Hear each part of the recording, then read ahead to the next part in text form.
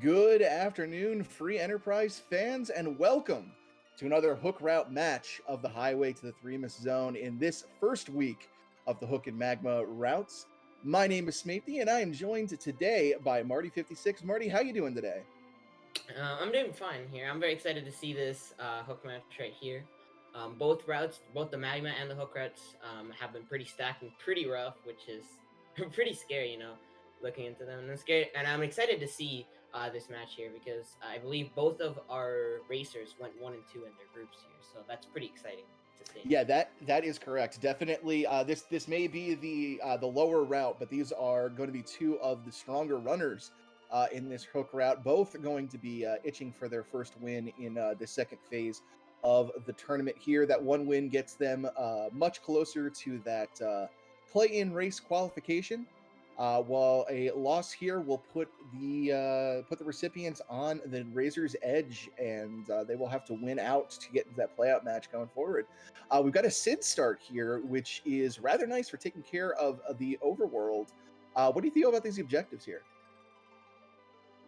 Well, you've got 2 key item hunts right off the bat here. You've got Baron Key to unlock the sewer and, break the Dark Elf spell with the Twin Harp, which is nice because it means that we're likely to see music here, which is already pretty exciting. Conquer Vanilla Murasame altar is up there as well, and Murasame altar is not the worst spot in Moon. I think it's one of the lower HP ones, and, but yeah, it's going to be a Darkness hunt as well, so just gonna be looking for key items mostly, which it's already guaranteed to happen. So yeah, I don't think we're gonna see a terribly early go mode, but it's group flex, so I don't trust anything. Oh, absolutely. I'm always a fan of seeing one of those moon objectives in the mix, because that increases the likelihood that we're going to have divergent routes, or really kind of puts the focus on having an open world and more things to explore there. So I'm really excited about that. The interesting thing about the Murasame altar objective in particular is I know a lot of people prefer that bottom up routing on the moon when looking for key items, just so you can get all of those clusters of checks right there at the bottom of the lunar subterrane. But with the Murasame altar being an objective right there at the top, we might see some top-down strats instead. Yeah, I believe so. Bottom up is also pretty good because it gets, you go to Ribbon Room and then you go to, you get the highest XP locations pretty early on, which is also really nice. But yeah, with Murasame as an objective, you're pretty likely to, go straight in for that Murasame altar. We might even see some Cave Bahamut dives early, if they're not already in go mode by then, which is also pretty exciting to see. Yeah, definitely. Basically, the bottom line is there's going to be a lot of potential here, depending on how the key items fall, how the routing happens. We might see some serious divergence here, and some, depending on how the runners feel about their opponent, might be making some decisions based on that as well. But looks like we are off to the races here. We're going to see who is going to be accompanying our bearded engineer, and that's a Dark Knight Cecil. Yep, French Vanilla Vigan as well. Oh no, just Vanilla Vigan and French Vanilla Cecil there. And the Luka-Key start. So, Luka-Key, for those of you not familiar with this flag set, isn't the most useful key item because you Warp Glitch is enabled, which lets you after you finish with the Dwarf Castle check, if you cast Warp, you're teleported back into the Crystal Room, which is actually reused for the Sealed Cave key item room, so you can get that key item early. So it's not the most useful thing. It just basically gives you a boss check, which you can do for Threemus, but it's an extra key item, getting our runners closer to that 10 key items, which is already pretty nice. Yeah, certainly not the most exciting thing to get right off the back. You'd almost prefer a piece of gear, but, closer to that 10 key item check, and if there's a cheeky D-miss, we've got that. Already some divergence here. Borensoren wants to round out his team with 2 additional characters here in Mysidia, whereas Konkers is making the somewhat traditional play that we've seen in this flag set into the Waterfall Cave.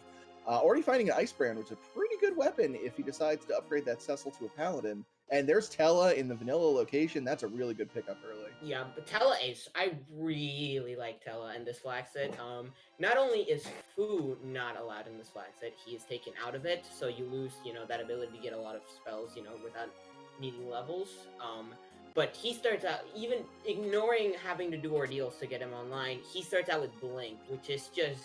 It's so nice, and he's also just he doesn't gain many stats, not agility, so you're pretty much able to turn him into an anchor once he stops being as useful, once you get some levels on White Mage and stuff. So yeah, and Boren actually picked up a second Cecil there in Mysidia, which is pretty nice because it lets him have more control over his agility, which definitely increases the value of that Cecil. Yeah, 100%. Well, we've already found that Ice Brand, which is a decent weapon, but if we get one of those legendary Holy Swords, they're definitely going to appreciate having two Cecils there, one to use for agility purposes, and one to actually tear into monsters with the fury of a righteous paladin. So, very exciting to see that potentiality on the table as a huge Cecil fan myself. Some also decent loot behind the waterfall there. Full Moon, if we see an edge, that'll make sure we can get him back row glitched, but probably the big find there is the Protect Ring, an excellent accessory for keeping some of your squishy party members alive.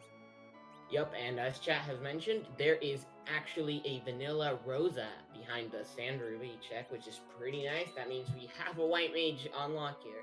We're not gonna have to worry about that unless Sand Ruby's somewhere mean and we can't find anybody else on Overworld. But you know, it's always nice to see a White Mage early on. It's like, all right, that makes my life so much easier. Yeah, certainly does. It's not as strict as the table flags coming up, where we have essentially the distinct characters. But since not all characters are guaranteed in the seed, you're not necessarily guaranteed to have a White Mage. We've seen a few races already where we've had to go into the Zeromus fight without a dedicated healer. So knowing that is at least in play in some way is definitely good. borensoren going deeper into the waterfall cave here, but so far not paying off. To make this play anyways, especially with the Tela with exit, it's just you don't lose nearly as much time as you would if you had to run in there and run back. And even if it doesn't give him much, which it did, that Earth Hammer is really nice for Sid. And it also lets him cast Quake if he uses it as an item, which is also pretty good if you find like some random early alt gauntlet or just, you know, Mylon and friends or an early spot. There's a lot of uses for that Earth Hammer, it's just really nice. Yeah, 100%. I'm glad I said something so the seed could immediately prove me wrong, so we find something good there. Speaking of something good, Konkers finding a crystal armor in the Damsian basement, which is a phenomenal way to get some seed money early. The crystal armor sells for a ton of money. Can be used on Cecil. A lot of people don't necessarily like to, because despite the fact that it has a very high defense value, it does make Cecil immune to Berserk. So unless you find an Avenger, there is no way to get that coveted Berserk status on them. But also a crystal helm in the Damsian basement. So goodness, if you want a tanky Cecil to do some protect strats, you're in business right now. Yep, I believe the character at Damsian was another Tela, so that's not great. I don't really like having more than one Tela in this flag set, but I don't know. I've been pretty wrong about that with that triple We Tela. have seen one race where 3 Telas were brought to Zeromus, and that was definitely a treat to see. That was... But yeah, I'd rather not. Tela's main benefit comes in his spell utility, and honestly, a second one really doesn't give you too much over just having the one. No second Cecil, and meanwhile, Konkers actually found a Heroine Robe in Antland. That is going to be really nice if that Rosa needs some extra defense. It's going to be really, really good. It does take away some will, I believe, but it's not going to be terrible. It's not going to be terribly important, especially early game, where she's not going to be healing much. Right. One of the we also have that Rydia in play as well from Mysidia, who can also make pretty good use of that Heroine Robe. You'd be surprised if you can find a Dragon Whip and maybe even slap a Zeus Gauntlet on her. Once you get her grown up in Dwarf Castle, she can actually make a pretty decent frontline fighter. Yep, and Boren is actually going to be checking the summon at Mount Hobbs. Rydia, instead of getting Fire 1 here, she gets a free summon, and it's time to see what it is. Looks like Mage. Rip. No, Imp. Oh, even worse. So apart from Cockatrice, that is the worst summon in the game, Kappa. But, yeah, there are a number of very bad summons that were incredibly rare drops in Final Fantasy IV. That oh my god! So. Well, there we go. That makes up for it. So. He promptly finds summons Rydia can get. But yeah, Sylph, not only does it do very decent damage, but it also heals the entire party based on the damage dealt. Can really be useful for Rydia carrying the team through the early game and even into the mid game. Even has the benefit that it doesn't cost MP because it never actually takes the MP away from Rydia. So excellent find there. Yep, and it looks like it's Water Hag and Antlion, so that is like the worst spot to see Water Hag. And Water Hag is you don't need to actually drain HP from it. You just need to do damage to it 3 times, as that Tela does not do. Both of them failing to do damage. But yeah, bonk it 3 times. It'll go down really quick, and yeah, it's done. You'd rather see it at like a high XP spot or a spot that you normally find pretty threatening, but just punch it 3 times and it's done. And it's gonna be a pan at Antlion.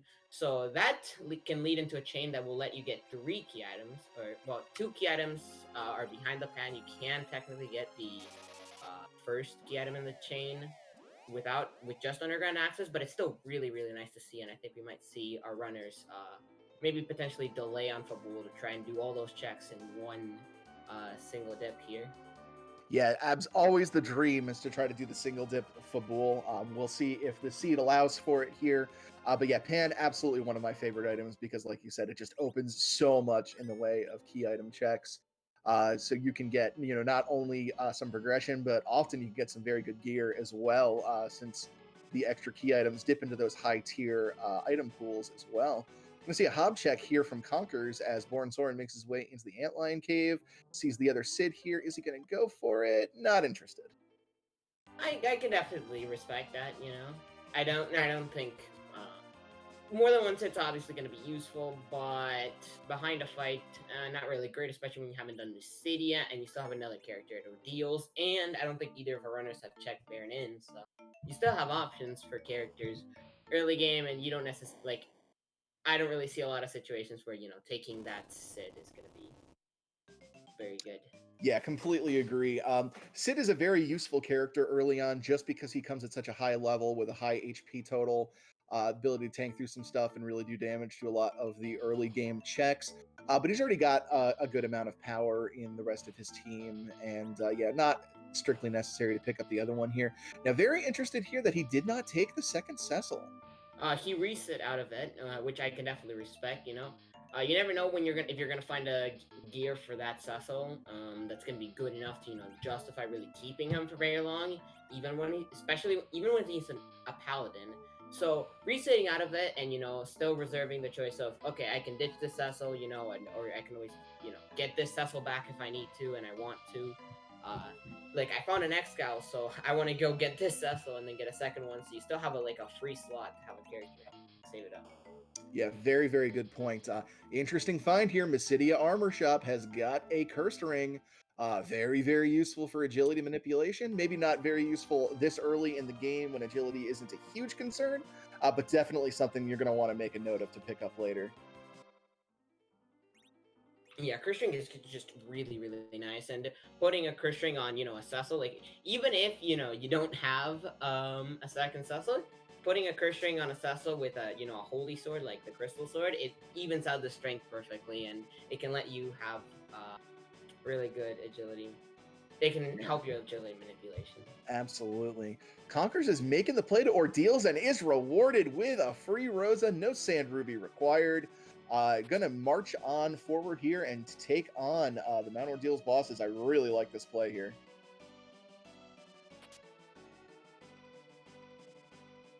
And meanwhile, Borensoren is this is over in Baron Inn. It looked, or did he go to Fabul? I did not check that.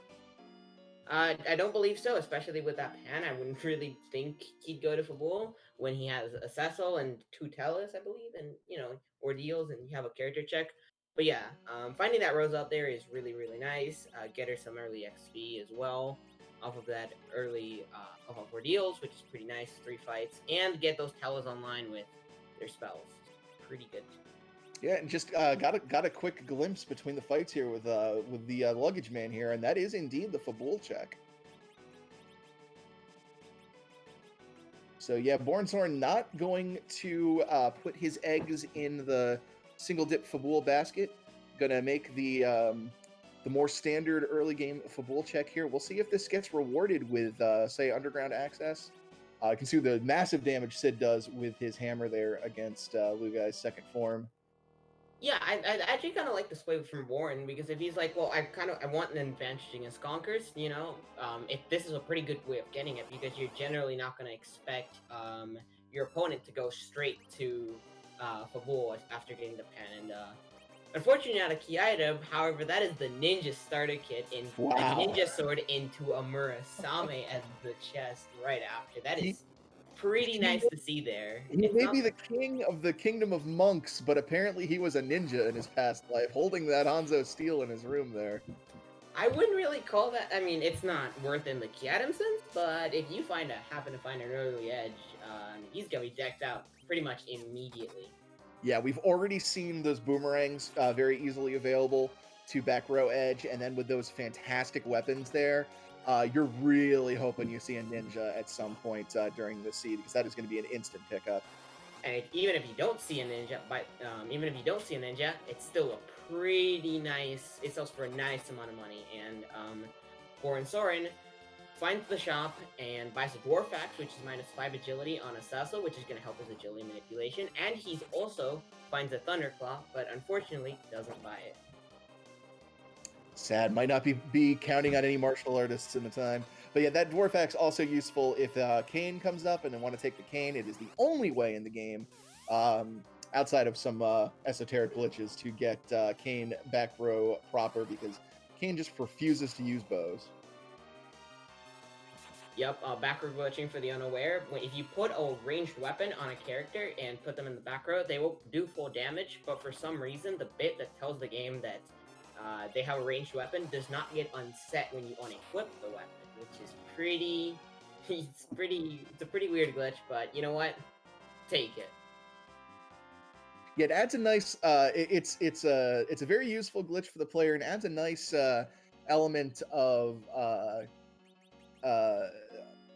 it sort of adds to the whole scavenger hunt idea of free enterprise, where finding these ways to get ranged weapons in the hands of your characters just to make them more powerful permanently really kind of adds to the overall strategy. So it's a nice thing that we allow to happen.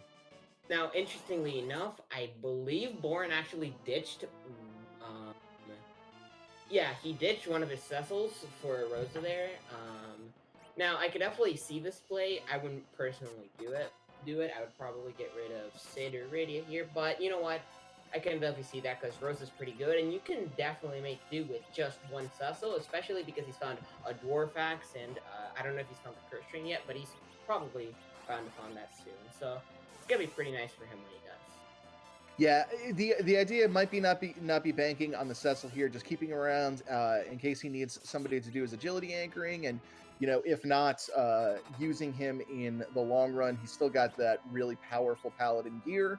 Use Cecil for tanking in the interim, as after we turn him into a paladin here, and then he can eventually be traded out for I guess ideally an edge if we ever do find him with all of those katanas he's got. But yeah, not terrible to just have the single Cecil here. Yep, and right here, Konkers is actually going to find a Mom Bomb in the back attack spot. This is actually kind of rude here, but because Mom Bomb is just very annoying. It has an extra 10k, 10k health here, and it's very obnoxious. That 10k health serves as a buffer so that it can explode, basically guaranteed, and unless you can do that damage that quickly. And then after the explosion, you get like 8 bombs and just spread out, and it's pretty annoying in the back attack spot. It's kind of rude.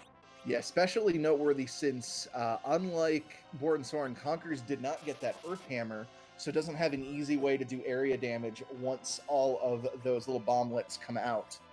So he's going to have to pick away at those one at a time, which is going to cost him some time, and give borensoren a chance to catch up. Although Konkers might actually have some J items that he can use here. I don't actually know if he's picked up that many, but some kind of fire bombs or Stardust could be pretty useful for that. But we'll see here. Yeah, that explosion, pretty rude there. Gonna wipe one of his Telos. Not great. And these bombs do a pretty nice amount of damage for, this part of the game here. Yeah, this is actually getting a little bit scary here for Konkers. Yeah, like you mentioned, the bomb's punching it very hard, and using Tella for healing here might be able to get through this here. Okay, yeah, the Sid's not taking much damage, so should be okay from here on out. Now, personally, I like a lot what borensoren's doing right here, where he's actually blinking. Blink is a spell that will make you, for a period of time, effectively immune to physical attacks here, which is pretty nice. Tella starts with it without having to go through ordeals for the spells, and I like doing that here because it doesn't mean you have to constantly keep healing over and over and over. Especially since Boren actually has Sylph here, which will do all that healing for him, and that blink is going to be really helpful since he's not going to have to keep up the healing as often. Yeah, plus having those blinks ready to go into phase 2. If he doesn't get the Earth Hammer off before the bombs get their punches in, that's going to mitigate a lot of their attacks there and make it safer for when Sid's turn comes around.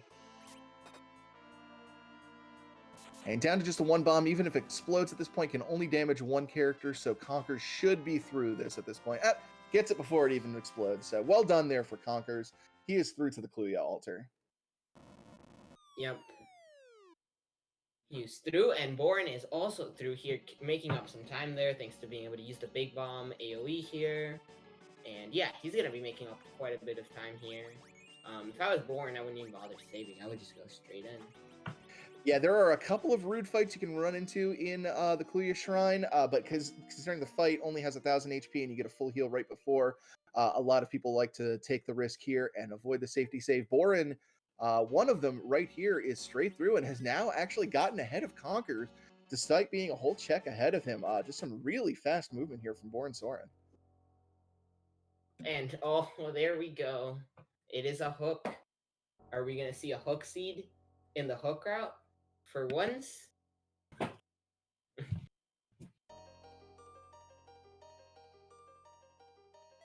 And that's a Threemus right there, so that's a bonus round.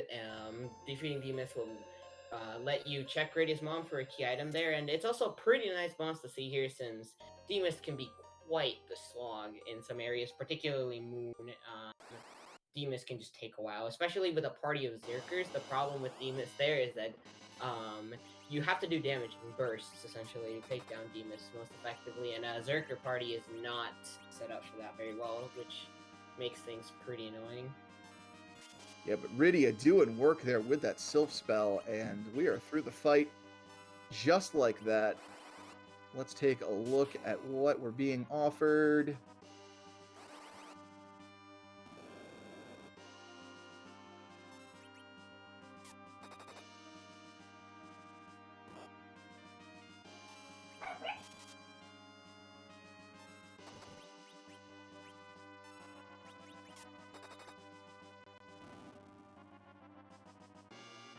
So yeah, Konkers is gonna get through that Threemus here, and he's gonna get both of his Tellas online here, all their spells, and Sasso is now a Paladin, which is pretty nice as well. Sassel's now actually a good character that can equip, weapons. Vanilla agility is pretty much the only thing bringing him down.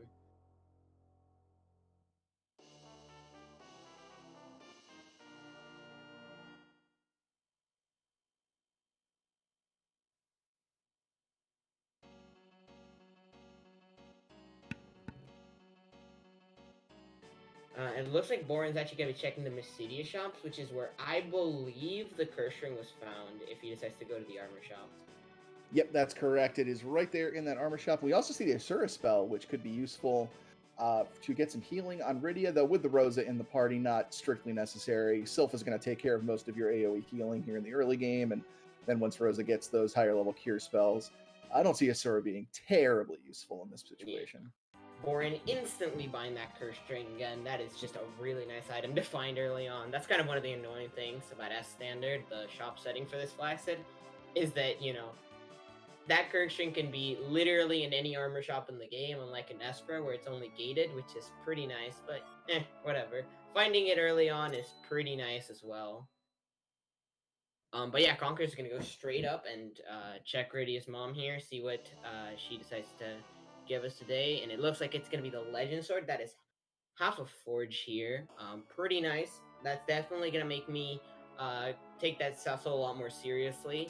I might be more likely to keep him here. Because if you get the Legend Sword the Adamant, unlike in other flag sets where it used to just give you the crystal and, you don't get your X-Scout. In this flag set, it does in fact actually give you the crystal if you the X-Scout, sorry, if you forge here, which is pretty nice. Yeah, I also like finding that lone siren there. If there's no offering of sirens in the Evelyn Cave shop, so we do have to go to the hook route, and there could be some nasty things waiting there. Popping a siren in the right play could be just the infusion of XP you need to help you out against some tough fights. So good pickup there as well. Yeah, and Boren's going to be going up and checking Baron in here. This is 2 bosses for a character here, and we're going to see a Quack Kid behind elements here now. The first spot in this is not terribly threatening, but the second one is actually surprisingly punchy. Now, I don't think that's going to be a problem with his team, but if you see like Dark Imps there and you're trying to take it on like super early, it's actually a surprisingly rough spot here.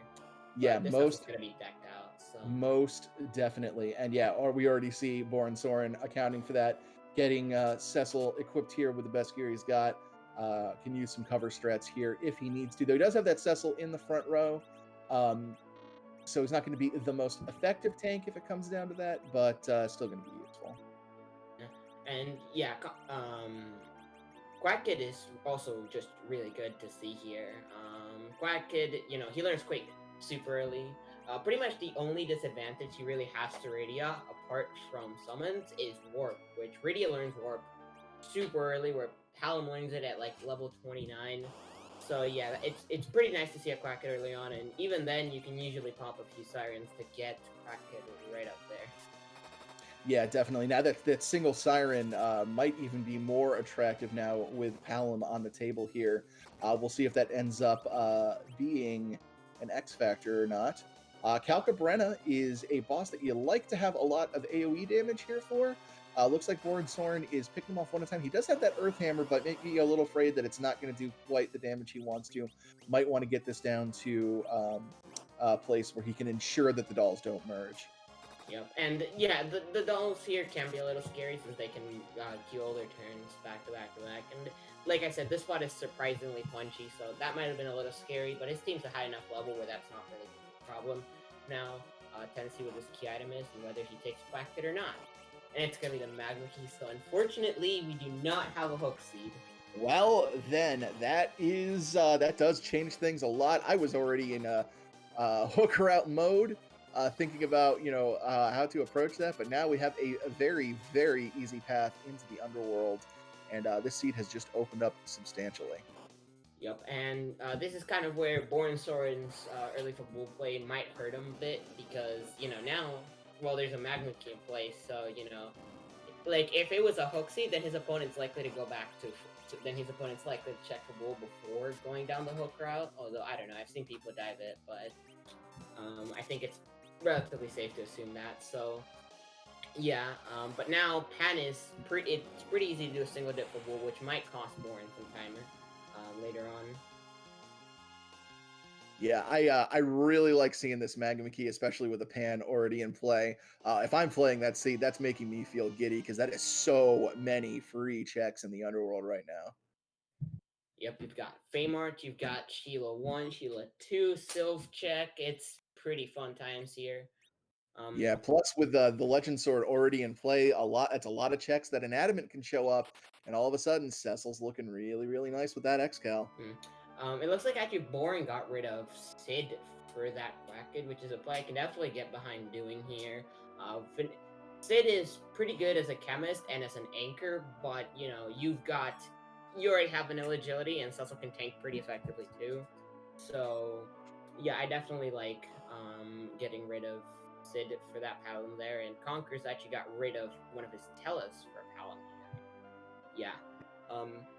Boren's also going up to check. I'm assuming he's checking. At most, he's probably checking the character if anything, but he's at least gonna check the shop here because this is a get it shop and it can have sirens, Bacchus one, all that stuff. But it looks like he is gonna be checking the character. Yeah, if I'm in borensoren's position here, it would be very, very difficult to resist the temptation to check this character. Knowing I've got so much good equipment on standby, especially if this ends up being a vanilla edge. I don't disagree with this check whatsoever. Yeah, I agree with you on that. I think this is pretty nice to do. Plus, he did save out, so he can just save scum right back if he doesn't like the character. It's Kane. Is he gonna take it? Maybe can now. Boren is firmly on team. He doesn't like taking Cecil. Like I've heard him talk Discord and stuff. Like he does not like taking Cecil. So I can definitely see taking Kane here because one, you can backward glitch him, which is already pretty nice, and he can just equip a lot of equip.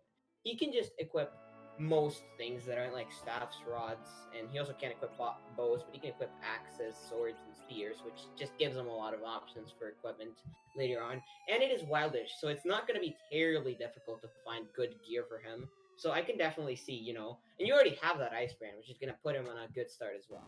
Yep, and just like you called it, immediately ditching Cecil, doesn't want a paladin, wants a dragoon instead. So yeah, picking up Kane and going to be passing on some of Cecil's gear right down to his dragoon buddy.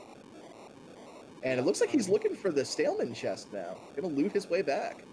I actually don't know if he's specifically looking for the Stillman chest. He could just be safe scumming it because I actually really like on hook routes, or if I'm going down to check the character anyways, I really like looting here because it's really, really good loot. I've pulled my fair share of moon veils, you know, white spears, defense. Like you can pull a lot of really good stuff in here because it is T Wildish, which is the most fun flag ever.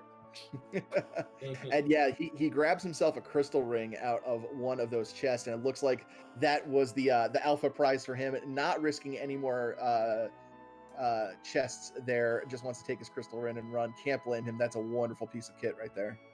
Yep, and it looks like he's selling some stuff to buy a tiara, is what I saw him hovering on, which is something that I can definitely agree with. The tiara is a really nice piece of equipment for your female party members, both for his Rydia and both for that Rosa there. That's going to give him a lot more defense, and it's going to make them resist. I think it's dragons and something else. Yeah, we already seen how powerful that Sylph spell can be. If he slaps that tiara on Rydia, it's just going to make her even stronger.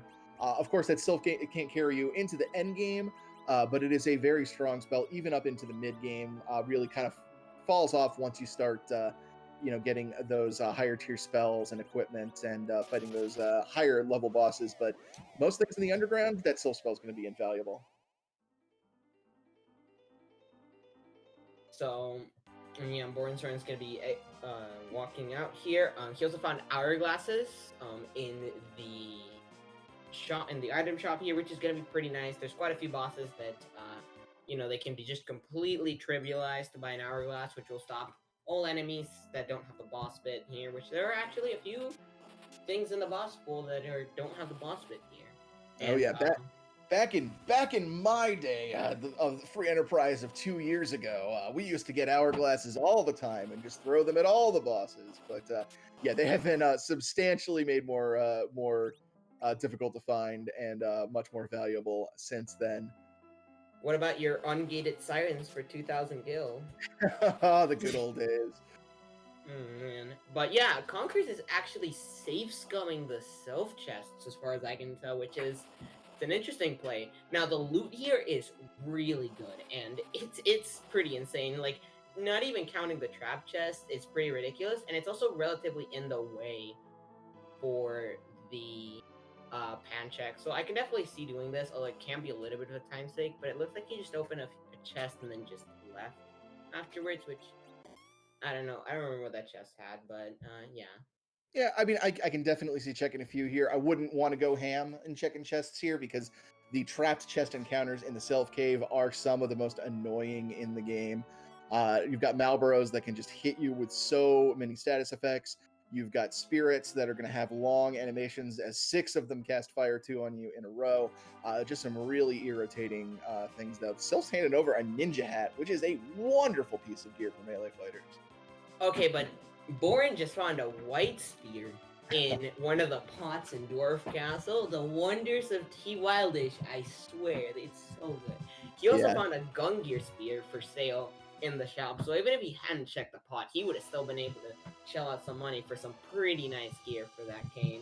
He also found strength rings in the armor shop, which is also pretty nice. That's +5 strength.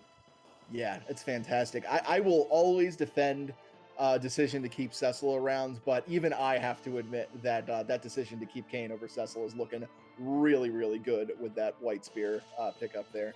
Bacchus Wines in Tamra. Dwarves always have got the booze hanging around, so always good to find, especially with that Kane doing as much damage as it's going to do. Psychiatric Aid is the job dwarf today, and also holding on to a strength ring, which you just mentioned was so good. Now he doesn't have to pay for it. Slap that buddy on Kane, and he's looking better by the minute. Yep, and Konkers is going to be going for that single dip for bullplay, while borensoren's going to be checking the shops. Now, I'm interested to see if he's going to go for the pan checks. I'm assuming he will, but there's also an argument to be made here for fading that pan until later, because I already did for bull. You know, if I go do that and it turns out to be nothing, or then I'm going to be pretty far behind because I'm going to get to that nothing a little bit slower than my opponent will. So there's an argument to be made for both checking pan right away or delaying it until later because you already did the goal. Ooh, this is great for borensoren. He went into the Fey March, thought about it again, went out, took a save, and checked that first chest. It was the trap chest. He now has free access to all of the loot in the Fey March as a result. Fantastic save scumming strats there. We'll see if it pays off with any good gear from these chests. Well, he already got a light sword, which would have been nice for Cecil, but you know what? Now it's just money, or if we find an edge later down the road, it's a pretty nice start. But yeah, I really like the safe scumming the Fey March trap chest because it's pretty nice, and if I do the first 2 rooms and loot them, then you know I can get the loot in there if the trap chest isn't there, and if the trap chest is there, I can loot this big room right here and just get everything in it. Wow. Ooh, that's a big, big find there. That's a Stardust Rod. We were already talking about setting Rydia up for massive damage. That Stardust Rod is going to make it even bigger, and then you can pass that on over to the Palom afterwards for big quakes and nukes, and there's an Excalibur, and goodness gracious, everything! So, first of all, the stat stick for black mages, and then the second best sword for Cecil there. Instantly gonna sell that. I don't blame him for that. He's got a White Spear, which is basically the X-Cal equivalent for Kane. But yeah, that's gotta be a little tilting. But you know what?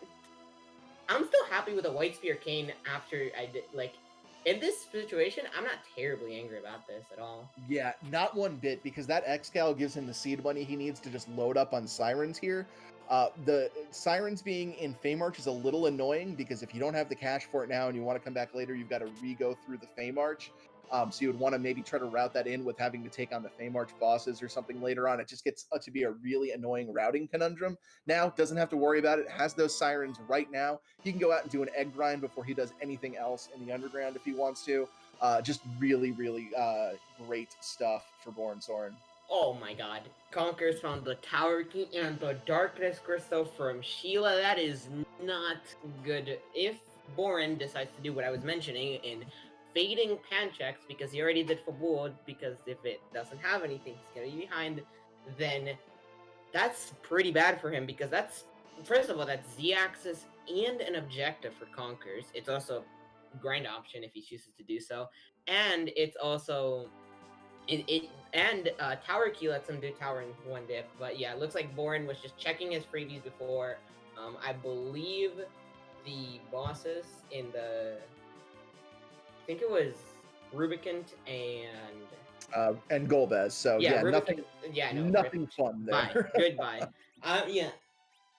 I take way too many Fey March fights, and I wouldn't really...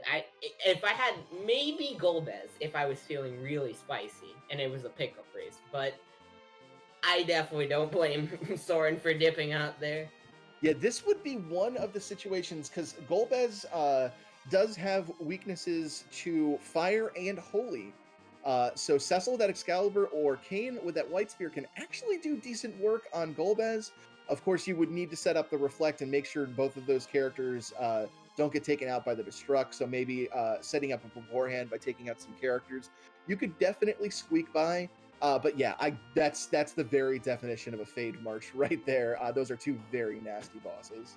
Asura spot is also just speedy, and you like. I almost think you basically would need the heroin robes, and like anti-paralyzing to basically get the Starveil off preemptively. Like you almost would need that to be able to get the Starveil off in that spot in a lot of situations. Yeah, you're So, very correct there. so yeah, I did just you fade it here, and it looks like I don't exactly know where Boren is, but I know that Konkers is going right up to tower here. You're gonna see a karate at the top now. Konkers has a Cecil here, and for the unaware, if you hit karate with a Cecil, Paladin Cecil, I believe exclusively. I've never tried it with a Dark Knight Cecil, but I'm pretty sure it's Paladin only. After the second kick, if Paladin Cecil hits karate, it will instantly end the fight, and karate will just say ouch. It's pretty free here. Yeah, it does have to be the Paladin Cecil, so another advantage to here. Dark Knight doesn't work, but yeah, should be able to get through this. Meanwhile, Boren's actually gonna be doing some sirens here, which I like doing early sirens. It's pretty nice. It's just a pretty nice thing to do here. Yeah, it enables you to just sort of steamroll through the underworld here when you get the levels that you need, especially when you've got characters like Kane, who you want to sort of get a few strength multipliers under his belt here, start really turning on with that equipment he's gotten, and characters like Palam that really benefit from certain level benchmarks where they get really powerful spells like Quake. Yep. So far, tower is pretty haunted, relatively. Just finding a protect ring, which I mean, we already said earlier, a protect ring's nice, but it's not it's no key item. So yeah, not the best thing to see there, but you know what? It's still nice to see, and there's still the other half of tower to check here. Yeah, right. You are. I mean, I never hate to see a protect ring, but at this point, we've been so blessed with such fantastic gear that I would be much happier seeing some sort of progression here. You're absolutely right. Yeah, and I believe Konkers is saving and tenting because I mean, okay, as far as he first of all, he hasn't been down to Famart, so he doesn't know Golbez isn't there. And there's just a few bosses in here. Like I've wiped to Wyvern here, I've wiped to Golbez here, so like saving and tenting, like Ogo Pogo can also catch you super off guard here. So like I don't blame him at all for healing. I have been caught by the Ogo Pogo here. It's always, if you save, it's never going to be anything terribly dangerous here. If you don't save, it's the moon. It's Schrodinger's Ogo Pogo essentially. Yeah. I mean that's the best way I've ever heard anyone put it. So just go with that. And yeah, it's gonna be a Sir, which is not gonna be a problem here. In some spots, a Sir can actually be pretty annoying, especially if you don't have Starveils. But this spot's pretty simple to do that. And yeah, as our tracker ground is mentioning, Boren is actually fading the Pancheks, which, like I said, from his perspective, I totally get because, as I was mentioning, you just did like Boren did Fabul because he was trying, most likely because he was trying to basically gain that time back in a sense, or try to gain some time because he's like, okay, so pan, so there was a pan. So what I need to do right now is if I want to try and get an advantage, a nice place to go to Fabul, but then it was nothing. So yeah, fading those checks later on is pretty nice for him because if they turn out to be nothing, then he's gonna save the time. He's gonna save that. He's gonna save time. That's basically what I'm trying to say. Yeah, and speaking of Ground Flyer in chat, we do want to give a huge shout out to the people behind the scenes here. We've got Nyobari running the restream and Ground Flyer doing the tracking. We have something like 6 races being broadcast here today, I believe, and that is all because of the wonderful community volunteers that have taken time out of their day to get all of these races broadcast. So please stop by their link there, give them a follow, and show your appreciation because we cannot get these races on the air without them. And it's just been an amazing amount of volunteering going on this tournament to get so many of this content out online. So big shout outs to them. So yeah, Boren fading pan checks make sense here because if they're nothing, he gains a lot of time. If there's something, he was gonna have to check them anyways, and he already did Fabul, so like you don't really want to try and double dip Fabul if you don't have to, and he already checked it there to try and like take advantage of, oh, he fades Fabul, if this is underground access, then he might do it later, so I can like dip in later. Like, it's a play that makes sense. It's not going to pay off in this situation, but him fading it makes a lot of sense to me. Meanwhile, Konkers finds out that there was nothing behind Tower Key or a tower at all. So basically just a time sink here. So it looks like the only value out of Pan is Darkness, which is not too bad for Boren here, since he's likely to do that check anyways. And now we're going to see... Ooh. I think he sold his equipment, so yeah, it makes sense to not take it. Yeah, completely understandable. Rydia is grown up, gets access to those mid-tier summons, and this should be a very, very quick Bahamut fight. Not a lot of HP in this spot. Yeah, it has 3k HP. This is normally the Golbez spot, and Golbez actually has extra HP because his death is essentially just a counter where he has like a little, where you hit him and it's like, oh, I need to die now. So it plays like a little, it plays this like dialogue, and then he dies. So he needs a little bit of buffer, but without that buffer, it's pretty little HP that this spot has.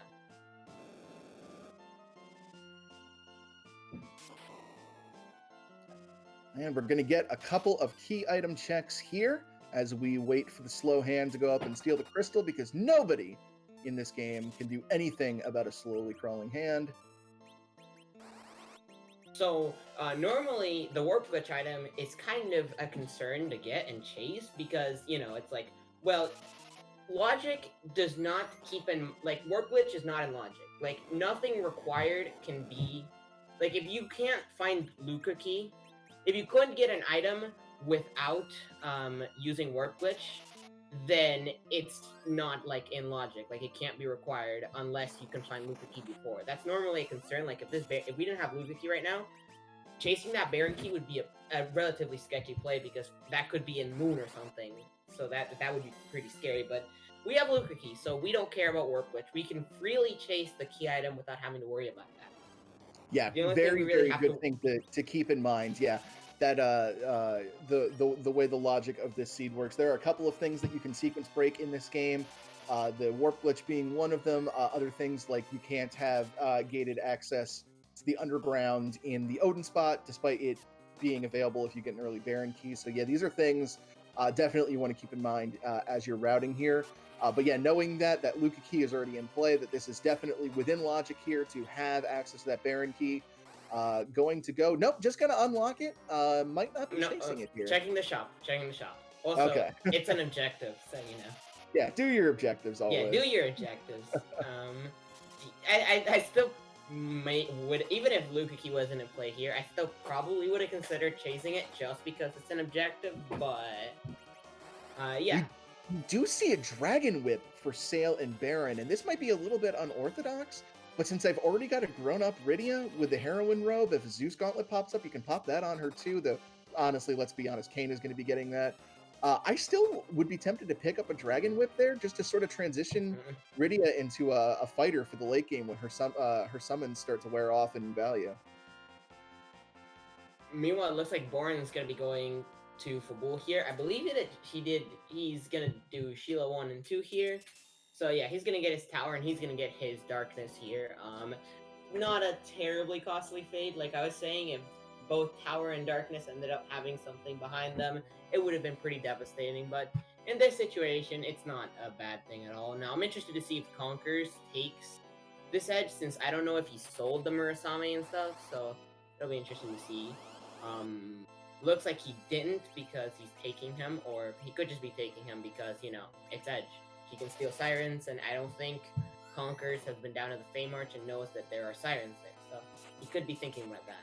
Yeah, I completely agree with picking up Edge here. Sid sort of outlived his usefulness. Late game, he can be a decent chemist and always a good anchor, but since we have access to that Cursed Ring, setting up an anchor isn't as huge a concern as it might otherwise be, so Edge is going to be way more useful than Sid in these circumstances. Now, as our tracker here is Groundflyer is mentioning, borensoren is up in Troya, and he has the Earth Crystal. So it looks like we're going to be coming up to one of the favorite games of this community, which is Rate That Treasury. Now, if you have the Earth Crystal, you can talk to a lady in Troya, and she will give you access to the Troya Treasury, which is the best location for loot in the entire game. Now, on T Wildish, there is a 10% chance per chest of a tier 7 item, and there's like 20 chests. Now, Sparse 60, meaning only 60% of chests are full, kind of tempers that a little bit, but it's T Wildish, and it's still a 10% chance per chest. So it's pretty ridiculous, and you can get a lot of really good stuff here. Yeah, we need a theme song for Rate That Treasury. I'll have to talk to Scala about that. I'm sure we can come up with something. But we've already seen so much amazing loot so far this seed that I'm struggling to think of too much in here that would really make this a 10 out of 10 treasury, but let's see. Just lots of Zeus gauntlets and Avengers. Yeah, there you go. Samurai bow's not bad. We do have the heroin robe. You can make a decent archer Rosa, but it's not what I call 10 out of 10 material. I mean, it's only the first few chests here. Yeah. Yep, see what it is here. Okay, something. Ninja shirt can actually be pretty good for edge. It can let him dodge meteors. Life staff's a lot of money, or you can equip it like lame people.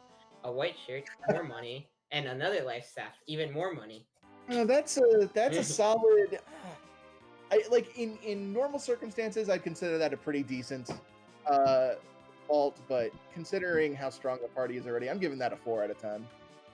Yeah, I don't think this treasury is good at all. I mean, Rosa is gonna be set for life if if he doesn't sell that stuff. White shirt, life staff, Rosa is gonna be dodging everything.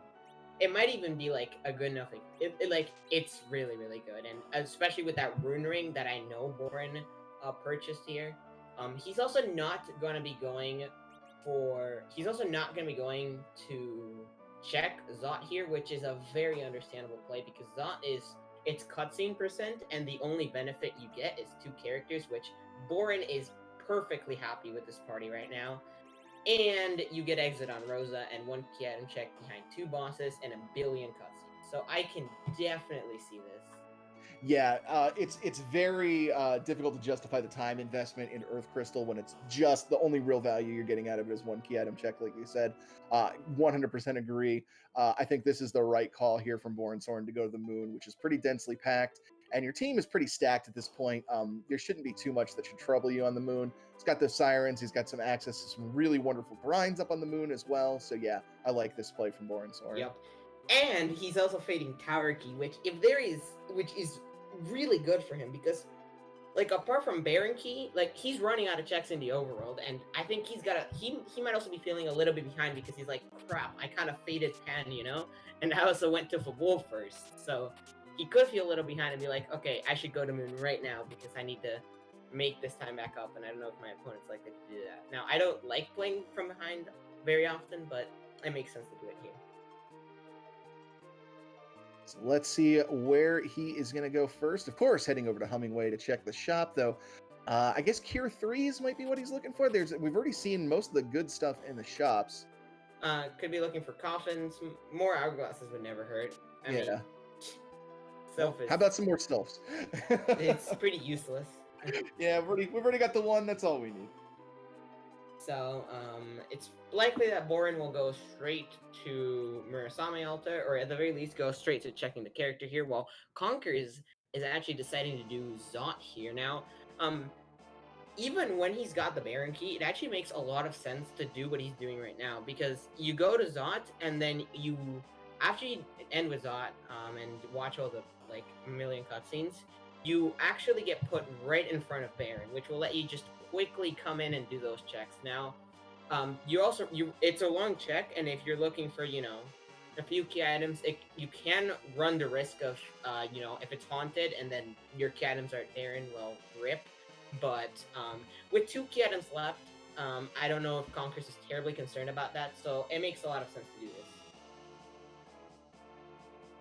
I want to pay close attention to borensoren's status screen here because we might see Something pretty legendary here, if chat is correct. So yes, he did indeed. Kane has MP, ladies and gentlemen. Kane has MP. Boren, the hero of the people.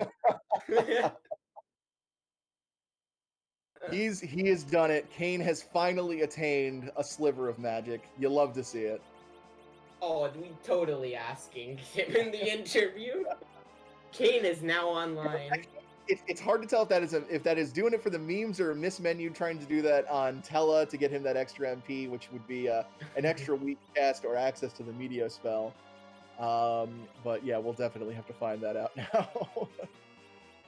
He's gonna find another Cecil here. He sold an Excal and he would sell a Crystal Sword. I don't think borensoren, faithful member of Team Never Cecil, is gonna take a Cecil after ditching the one he did. Yeah, his team is set up at this point. Really, no reason to rock the boat. Just go with what you got. And yeah, I think the dream here for borensoren would be an adamant on the Pale Dim altar, because that would put him where he needs to be.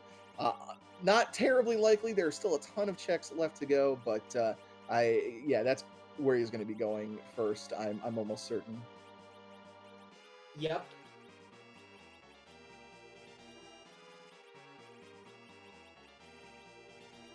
Yep, and there indeed he goes. We'll see what is waiting on the moon here. There's still a couple of relatively free checks out there. Haven't seen Baron guards, haven't seen the Kaipo guards, haven't seen Dark Imps either. So let's see what's waiting for us here. Haven't seen King Queen Evelyn either. Very true. Oh, how about a vanilla Pale Dim? Oh wow, that's impressive. So this guy will counter with slow every time you hit him physically, which is annoying, but yeah, not much else apart from that. You also can't use summons on this guy unless you float, because Pale Dim will counter with Quake if you use a summon, which is not great, but it's perfectly safe if you have float, I believe. Yeah, setting the blink up here because all he's going to do for damage is those punches there. Wants to get that team set up as quickly as possible. CPU in Magus Sister spot isn't the worst thing in the world, though. Taking out the Mazer node first. Interesting. Most people take out the Remedy one first. He might just be going for Zerk or YOLO strats. Looks like it based on the Quake here. This spot's also pretty slow, and it's not the strongest magic-wise. I don't know how much Globe 99 is going to do here. I don't know. I've never had CPU here, or that I remember. So yeah, I'm not sure. Yeah, Globe 199 has a very, very large internal coefficient for its damage, but you can get it in spots that have low enough magic to not do 999, as we see there, only doing a mere 3,000. Yeah, it's not doing quad nines. Like that's the reason why. Like, it's really weird because it still one-shots you most. It still does quad nines in most spots, but CPU spot has a ridiculous amount of magic for some reason, even though it doesn't need it to one-shot.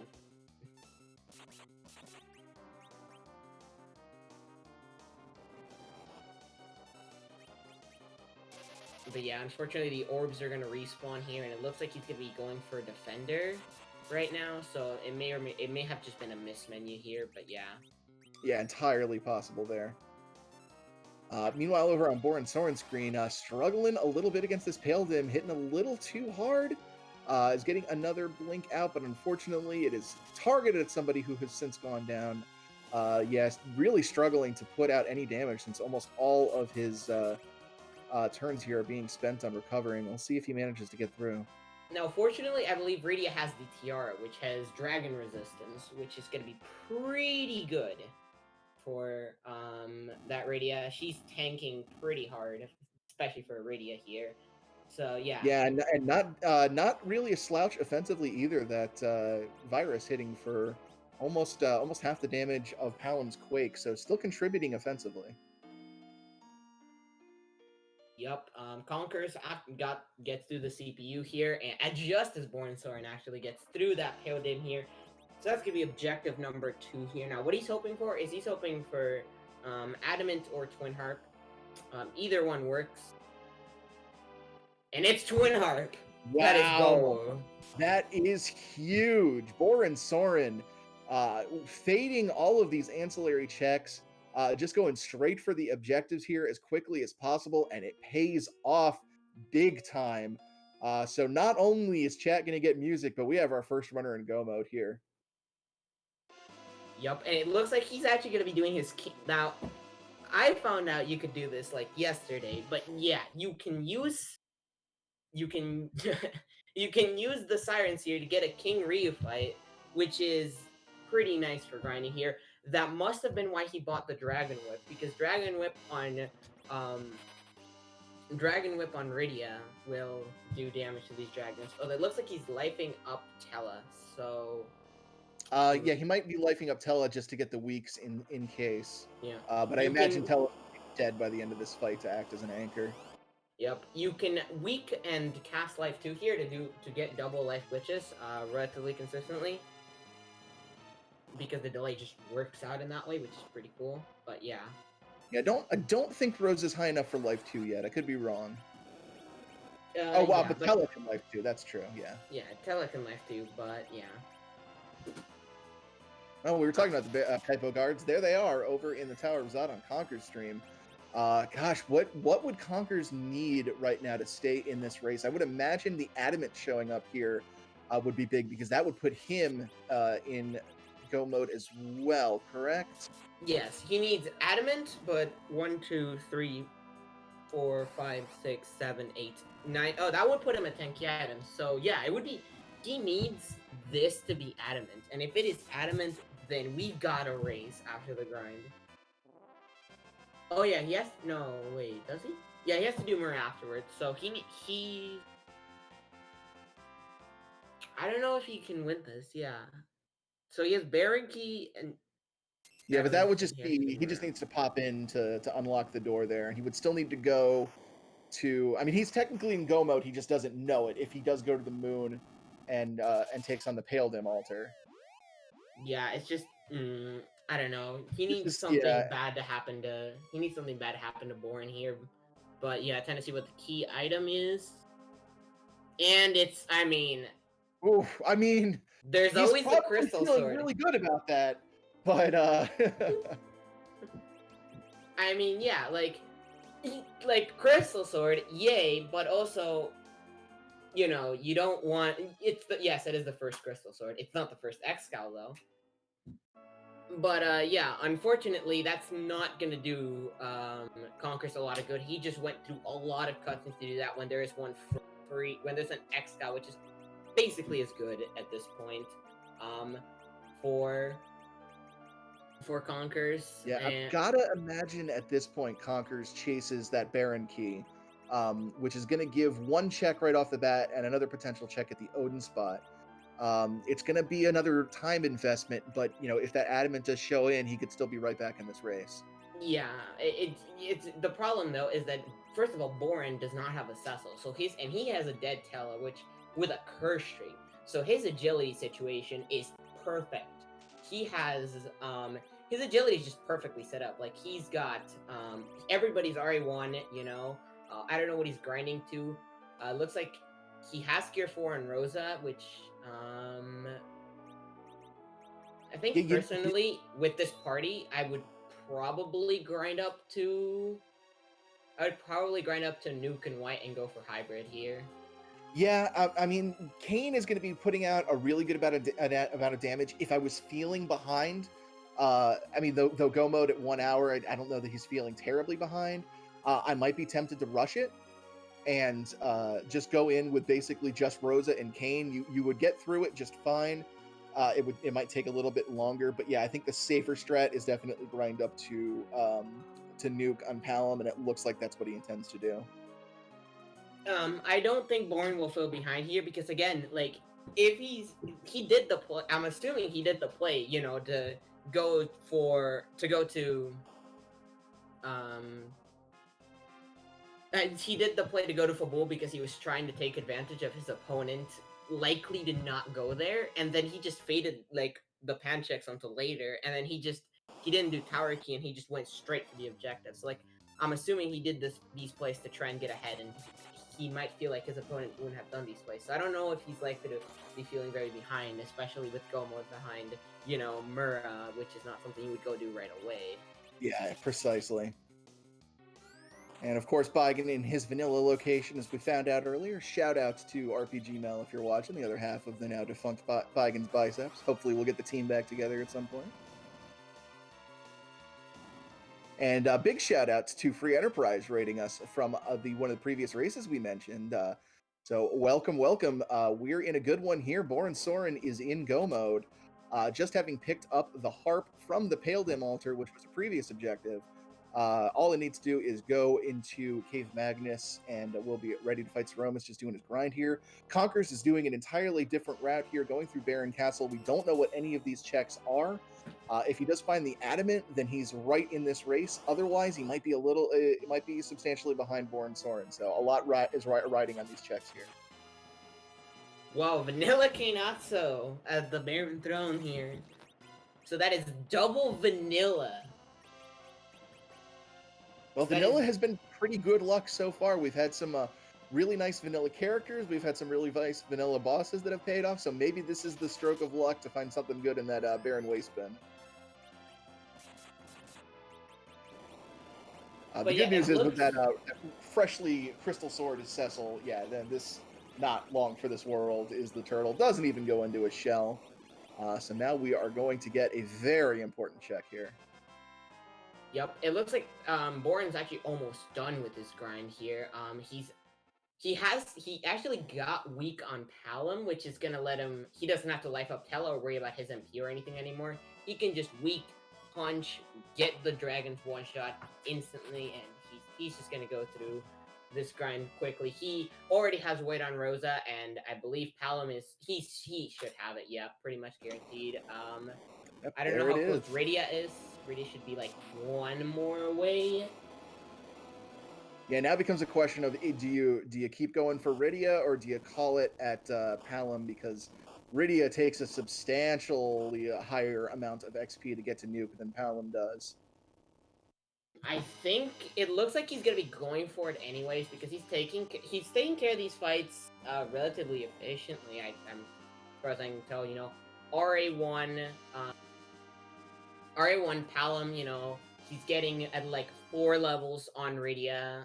Yeah. I don't know if he has Thanky items, but he's getting these fights done relatively quickly, and he's squeezing out XP out of them pretty consistently. So just a defense sword for Konkers. That is not great. We still do have the Odin check, but things are looking a little grim over on his side. So yeah, Konkers, he kind of needs something in order to win this race. He kind of really needs something to be behind here. I mean, it's kind of a relatively good thing, but in terms of like the race standard, he kind of needed something really badly to be in there. Otherwise, he's not in a great spot. Yeah, I mean, he does have everything that he needs right now if he does go to the moon. But if he does that, he is going to be at a substantial disadvantage time-wise to borensoren. So the ideal thing for him is for something in this divergent route to pay off, yeah. Rydia with 2 levels, and that is going to be Nuke. So Boren has Z levels, and he is in Gomo. So he's just a music check away from being able to fight Z here. Now, why is chat already so excited about music here in the Twin Heart check? Well, because we love randomizing everything here at Free Enterprise, and that includes things that actually don't have anything to do with the gameplay. Something that we've had in Free Enterprise since its inception is random music in the cutscene at Cave Magnus. We have a number of wonderfully digitized MIDI tunes on the harp that Edward plays. Some of them from Boardface himself, and others from a community member called Lamity, who has taken over the reins of making these harp songs. A lot of them come from other RPGs, other video games, other bits of pop culture, so it's always exciting to see what we have waiting for us in that cutscene. So get ready, and we will get our music here momentarily. So yeah, now that you've got Rydia at Nuke, I'm kind of thinking he might go full reflect strats here on Z. You've got the white being cast by Rosa. You've got 2 nukes from Palom and Rydia, and that could be a substantially shorter Z fight than if he were to go with the standard hybrid strats, even if that Kane is decked out as he is. Yeah, to be perfectly honest, I agree with you. Both both Palom and Radia have really good gear. Nuke. Rosa's also pretty nicely decked out here. Everyone's already won because again he doesn't have a Cecil. So yeah, pretty good stuff. And moment of truth over here for Konkers.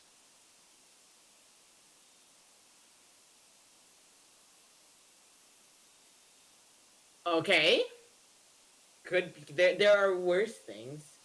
This means he doesn't have to. Now this means that he does not have to do twin harp. So that is almost like one of the best things that could have been there. Yeah, so this means that he can route right over, get objective 1 done. He can go right to the moon, take out that thing. He'll get the harp for it, but he won't have to go back to the Earth to check the harp. He can just go right down to Zeromus from there. So yeah, we were talking about the adamant was really kind of the wild card Conkers needed to find. He found it, and this might be a race again. The big problem here is he still has to grind, and that's not great. Either way, we will let this play out, and Yobari's trying to get the sound going here so we can hear the harp music, and we'll be quiet here. So if it pops up, we will get to hear the rockin' tunes of DJ Spoony B.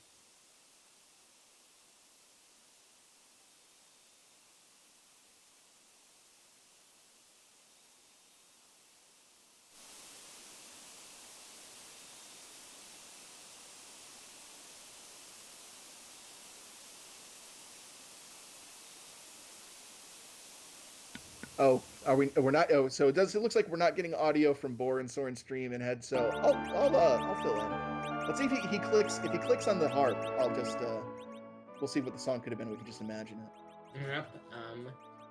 Whoa, Coal Shop is nice. That is the Moonveils and Zeus Gauntlets is pretty nice. Yeah, you'll like and to see that. Yep. But yeah, Borum breaks the spell here and has go mode. Looks like unfortunately he's not even checking the harp here, but he's gonna find an antlion here. Just hold A, nuke it. It's a goner. Even with this spot's high magic resistance, a few nukes will do him in pretty quickly here. I really wish you would have clicked that so I could have at least hummed something. I'm sorry, chat. Hey, I was we'll click it after. You could click it after. I can make something up. Any requests in chat?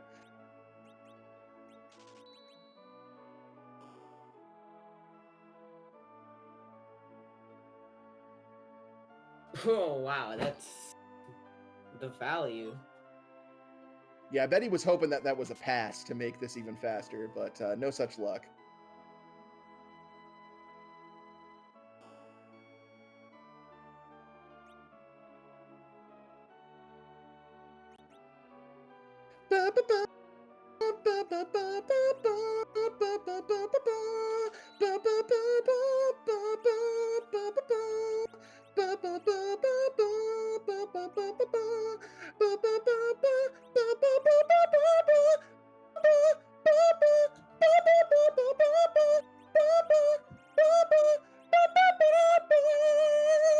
That's for you, Dr. Cossack. And we're going to the moon, because there's actually a race going on here. Yeah, yep, there's a race. Yeah.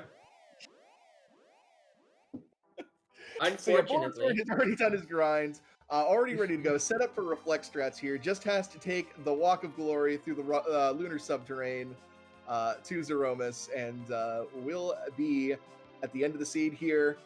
Konkers is just a single objective away, just needs to go to the moon and get rid of that pale dim. Still needs to get a grind in here, but will be already positioned to go down the lunar subterrane there. as long as borensoren is able to handle this fight, it looks like he's got a strong advantage here. But if he fumbles on the Z fight, anything can happen with those big bangs, and that can give Konkers the time he needs to catch up. So definitely want to be keeping your eyes glued here. So we have a question from chat here. Boren has not forged because only 3 out of 4 objectives are required in the new update for Free Enterprise. So it's not like for Bull Gauntlet where you have to do five, objectives and it takes forever. But here you just got to do 3 out of 4, which is pretty interesting here. Konkers is actually forged, so he only has to do Murasamio. Which could be interesting. Yeah, it's one of the more interesting updates we've had, the most recent patch for Free Enterprise. This sort of bingo-inspired idea where you have a set of objectives and only need to do a certain number of them. It's really opened up. We've seen a lot of races where runners have taken completely different routes to get to the end. In fact, we've had some where runners have taken completely different objective routes and finished within seconds of each other. Definitely check some of those out. So yeah, it's been a wild time seeing how runners adapt to the routing difficulties that come up as a result of that. And we've also had a few very, very, very close races rolled by my co-commentator here. But yeah, everyone needs their niche, I guess. Mine is giving the admins a headache. But there's the save, and borensoren is away. I believe he's already set up his team properly, so just going to head on in, using that Tela as an anchor. One of the most perfect anchors you can get. Yup. Now, I'm seeing these weird Z flags here in chat here. Do you have any idea of what that is? Well, there is an interesting question that we like to ask around here, since we just never know what Threemus is going to look like. I mean, it's a randomizer after all. He is chaos and hatred incarnate, and there's a lot of hatred out there with different sprites that are brought in. So, Marty, why don't you ask the question? Whose butt arena kick this afternoon, I guess? Yeah, afternoon works. Afternoon. We're close to evening. We're definitely not at night yet. But Skallakitty in chat has made a number of these fantastic sprites as an alternate form for Threemus when you use the crystal on him. It's a fun little thing. I think there's 450 of them now. So always fun to see what you get in any given seed, just like we have the randomized harp, only we'll be able to actually see it this time. And Konkers is actually taking some encounters outside of Baron Castle. It looks like he is setting up for an encounter manipulation to get the D-Machine grind here.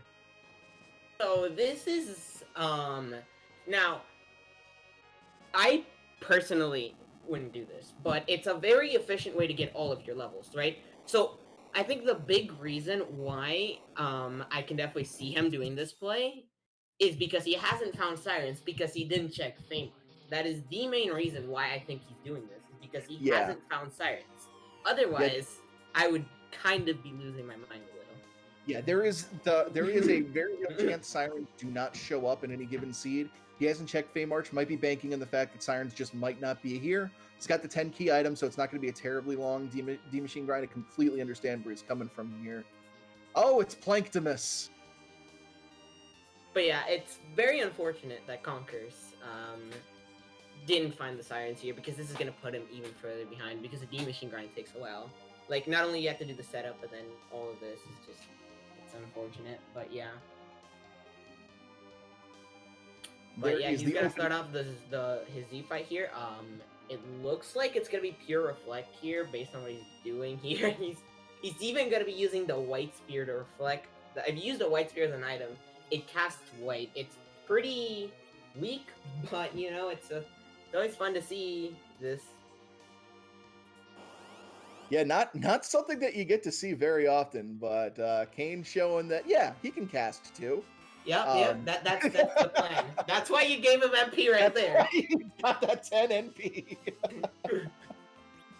So do that extra 790 and 20 damage.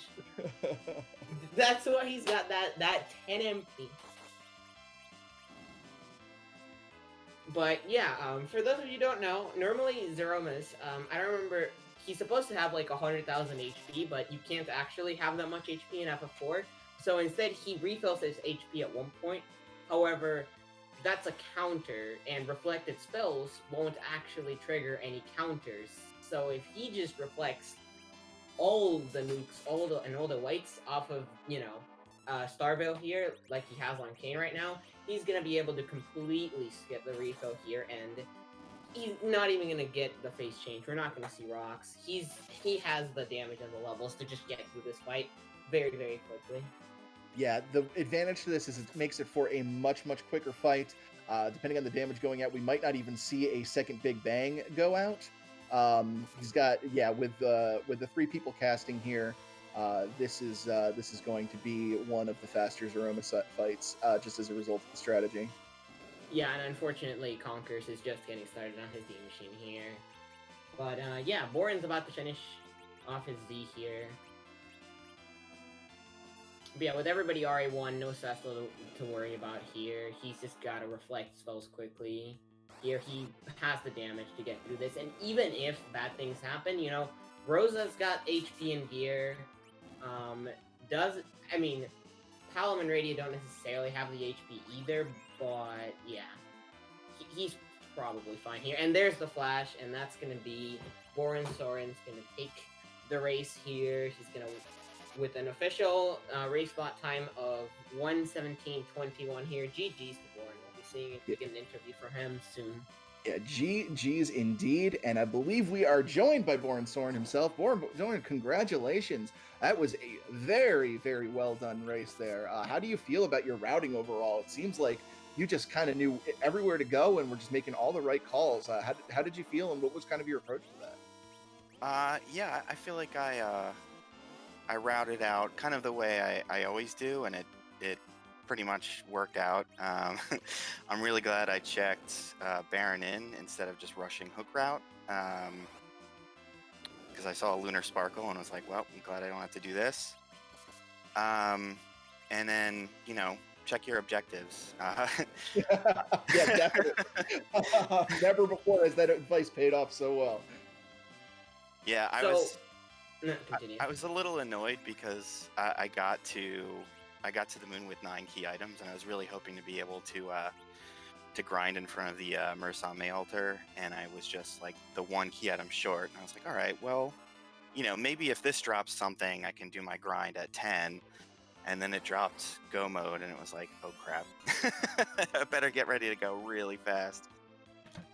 So, one of the most interesting things about this was when you went to Fabul early, what was your motivation behind it? My 2 races that I've lost, I lost by fading easy checks or quick checks. And Fabul is really fast. It's generally the first spot I like to shop as well, so I try to knock that out either right before or right after Antlion. It's kind of just my standard routing. Right. Okay, So, I've got to ask, because Chad has 2 burning questions here. Very, very important. First of all, Soma drop on Kane, mismenu or meme? Total meme. Okay. Yes! It happened! We did it. Did it. And Hero of the the second people. one, there was actually, I don't know if you can hear it on your end, but there was a issue, I guess, with your capture card where we lost audio for you. We did not get to hear what the Perp song was. What was it? It was the spinach rag from FF6. So like Oh. the tune, yeah, it was a really good one. All right, we guessed Bloody Tears. We were wrong. I tried to fill in, but well, it was a shot in the dark. Yeah, it was a really good seed. I had the 2 Cecils early, and I was like, all right, fine, I'll keep them. And then it just broke where it was like, all right, well, I'm going to be able to do reflect strats if I just ditch both of these Cecils, and I hadn't seen good weapons for them. And then, of course, I get rid of the Cecils, and I find a Late Saber and an X-Cal, like, 10 minutes later. And then I go...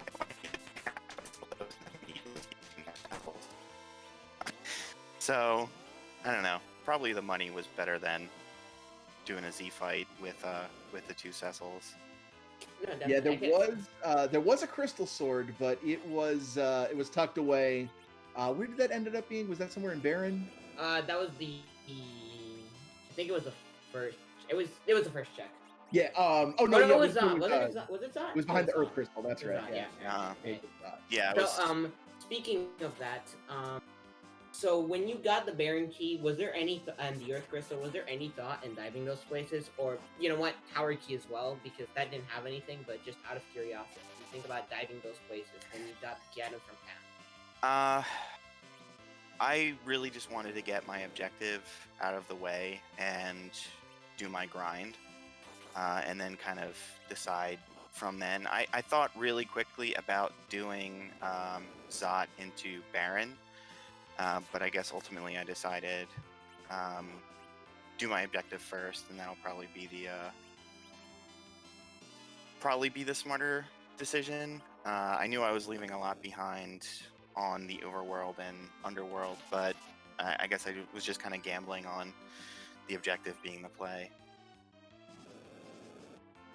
I mean, Well, it was a very decisive win here, and that's going to put you 1-0 going into week 2.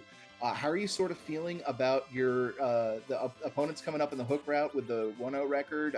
Is there anyone you're particularly scared of, want to face? Are any adjustments you're going to do going forward in the round? What are kind of your thoughts on that? I'm gonna keep playing the way I'm comfortable playing, and it can't get any worse than having Penguinator and Commander Leonhardt and Baka Shinobi in my group. So I'm up for it. I'm up for it. yeah, I totally feel you on that one. Just that was a pretty bad group you got there, but yeah, I'm excited to see how you do these next few weeks. Yeah, I just this is my first tournament that I'm actually participating in, and I feel like making it to a play-in, I'd be really happy with that. Just it's tough to get going like right out of the gate, but I'm really happy with how I've been playing and how my tournament's gone and my prep has gone. So yeah, it's been a lot of fun. Great. Well, thank you very much. Congratulations on your win here today, and best of luck going forward in the tournament. Really appreciated having you on stream today. All right, thanks guys. Take care. That was borensoren, winner of today's race here against Konkers, and advancing forward with a 1-0 record here in the hook route. Yep, and it looks like Konkers is going to be done with his D machine. I'm interested to see what he's grinded to. It looks like he's going up to Nuke on Palom here, so that's definitely going to get roasted white here. But yeah, he's going to get all the levels on Cecil here, which is interesting because it almost feels like he's not worrying about Cecil's agility here. Oh yeah, level 53, that's definitely over 28, which is not great, but we'll see what it is. It means you're going to have to faster Zeromus, but honestly, it's at certain points when you've got a Crystal Sword Cecil and you've got a Nuke casting Palom, a Rosa high enough level to really deal with all of that incoming damage, you kind of start to think, let's just Unga Bunga this. We don't really need to get too finicky about agility. We've got the strength to kind of move right through this. I mean, he has gotten Cecil over 28 agility, so that's going to slow Zeromus down as well, which is going to let him get more turns, but his characters are going to be taking slower actions, which is not ideal here. D-Shmoo in chat asking, no, he hasn't been to Moon here. The reason he was doing a D-Machine is because he didn't actually find Sirens, so yeah. That actually is a good point. He could dump Cecil for the lower level Cecil on the Moon if he wants to use an anchor. That is always a possibility here. I don't know about it with his party though, because like, okay, maybe you know what? I definitely see that as well. Yeah, trying to do full reflect. That would be a little sketchy since he doesn't have the Radia. But yeah. What's this? He is gonna go collect the second Cecil. See, we played ourselves he here. did. Save Scum out of Mysidia. So yeah, there's second Cecil. And that makes that no problem whatsoever. Very, very smart play here. Yup, here, what are you... Okay. You scared me there. Thinking real hard about that, Rudia. Maybe a little harder. Maybe a little harder than either of us would. But it's fine. He makes the play here. Needs to make sure that that Cecil is in a higher priority slot. Yup, switching the Rosa there, and I keep reading their names to Sid. it's okay, it's all Sid. While we go to the moon, now that we know what the harp music is, some people might not be familiar with Spinach Rag, but if you're not, it's the one that goes kind of like ba-bum ba-bum bum bum ba-bum ba-bum ba-ba-ba-ba-bum ba-bum ba-bum ba-bum bum bum ba-bum ba-bum ba-ba-ba-ba-bum ba-ba-ba-ba-bum ba-bum bum bum ba-bum ba-bum ba-ba-ba-ba-bum bum ba-ba-ba-bum ba-ba-ba-ba-bum ba-ba-ba-bum ba-ba-ba-ba-bum. You know that one. Yeah. Okay. So yeah, gonna be going to that Pale Dim altar. That's gonna put him in go mode. Just gonna go straight down through the lunar subterranean, straight to Zeromus. No need to mess around here. He's already demachined here. He has his level. He has nuke here. Now, unfortunately, he did waste a little bit of time going to Mysidia and getting that Cecil when there's another one for him to take here, but He couldn't. I don't think he really minded that. He gets his choice of color at this point. I mean, you have to re-equip them, so I don't know about that, but yeah. Menuing is hard. Oh, no, you keep the one you got. That one's not got the batters. Yeah, probably a little bit of hesitation there as he realizes, really, Cecil, you were here the whole time. Also, I like the sprite he has better for the second Cecil. Yeah, my favorite Cecil sprite's the one we've had most of the seed here. The one that starts out as the red armor and the Dark Knight, and then turns into the Knight from the Dawn of Souls version of Final Fantasy 1. Really, really good looking. Favorite of mine. Yeah, that one's pretty good. All of the sprites that I believe Stella Kitty is the one responsible for these. Yes. Yeah, they are fantastic, and most, if not all of them, references to something. To something. One of my favorite ones is actually the Scala Rosa sprite, which we unfortunately do not have. But yeah. Oh yeah, that's a good one. Rosa's got some of the better ones. The Wonder Woman's always a favorite, and then the Marl from Chrono Trigger is a favorite of mine because that actually has some alterations to give her pants, which is some very clever sprite work there. But yeah, this Podim's not going to be a problem for Konkers party. The only thing he really has to think about here is kamikazing that Cecil, because again, you don't want to get him XP, especially because you've got 10 key items, and if you have a character that is 5 levels below the average party level, they will get 2 times the extra XP, 2 times the experience. So that's 4 times the experience from this fight, which would be very bad. Yeah, definitely don't want that on your anchor. Now, the one interesting thing about Pale Dim is it does have resistance to the main element, so Palom going to be sticking to... Well, oh no, Palom's going to be sticking to the ground here, so never mind. Edge is going to take care of this instead. Yep, and it should be a fairly quick fight here. Not much of an issue here. Yeah, really the only annoying thing is the extended animations from all of the slow counterattacks here, but other than that, Pale Dim only does some punching, and this group is more than well enough equipped for it. Down goes Pale Dim. Konkers about to get the knowledge that the harp was here the whole time, but doesn't matter, in go mode. Oh, that's how I lost. This would probably Yeah, this is what happened. It's always funny when you're in a race and you're like, just the whole time, like, how did they beat me? What? How did they get that time so fast? And then immediately after you do, like, an objective or a freebie, it's like, oh. Welp.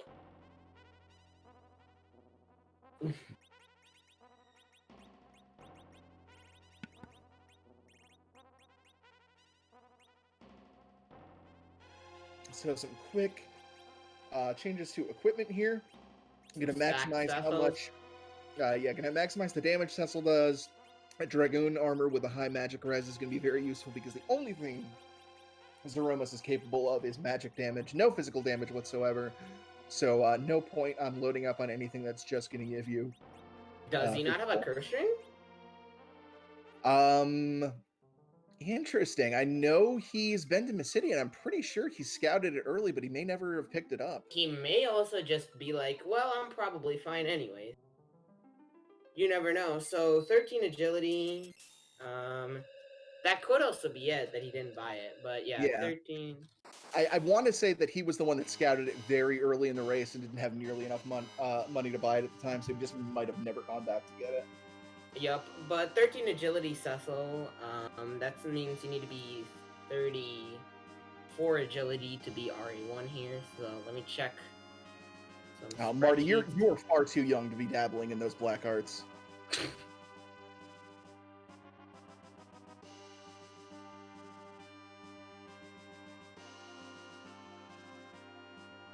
I don't think Paladin's gonna be RE1 unless he's got like the gear. But yeah, I don't think it's gonna be too much of a problem when you've got a Crystal Sword Cecil just swinging for Yeah, it might almost not be quad 9 damage. Yeah, Almost nuke damage around it. Yeah, we're gonna Crystal Sword Cecil is amazing. Absolutely stupid damage coming out from Cecil here, and I believe he's got a couple of Excaliburs for Edge to throw at the top of the fight, so we can push further towards that second phase as quickly as possible. So this is going to go pretty well.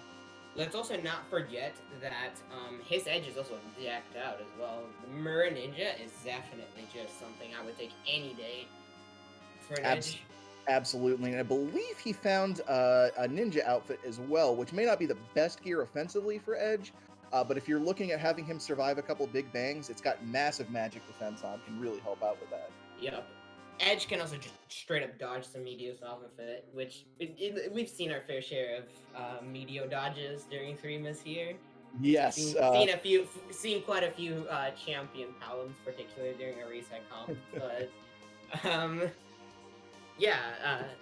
Edge with a ninja shirt is just a really, really good piece of gear. It also sells for quite a lot, but I believe he still has it. Yeah, it's one of those things that really didn't get a lot of attention because of that lack of strength on it for a long time, but has kind of come in vogue recently as people have sort of really come around to just the benefits of that massive magic defense on it and how that can really help in the Threemus fight. Yep.